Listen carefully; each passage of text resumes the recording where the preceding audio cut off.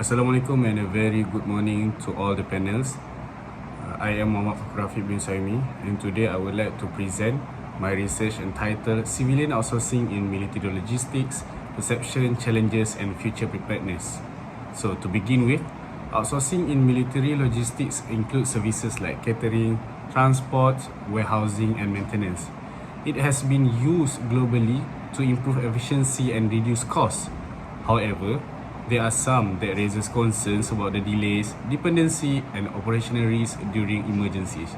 Such an example, during COVID-19 and other natural disasters, Malaysia has revealed a big gaps in contractor-based logistics.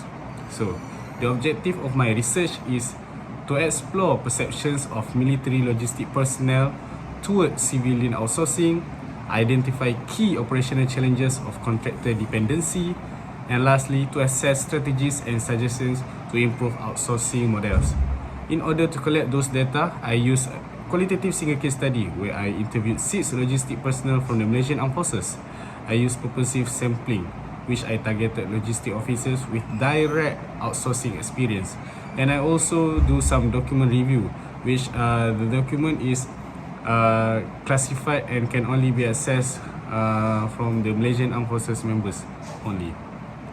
So as you guys can see throughout my poster, I have these are all the tables on the top are the literature review, but all of the author focuses on these 4 main points, which is the first one is about outsourcing creates vulnerabilities in high risk military environments.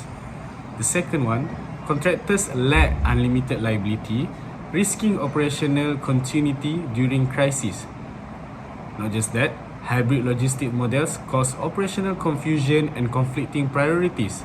And lastly, operational security risks emerge due to contractor access to sensitive information. So, after I've done my interview, there are 6 main points that I developed from the respondents. The first one is about the perceptions. Outsourcing helps reduce workload, but only as support, not replacement. Yes, outsourcing saves costs, gives expertise, and let military focus on their core missions. The effectiveness of outsourcing is contractors good in technical work, but military better in discipline and pressure.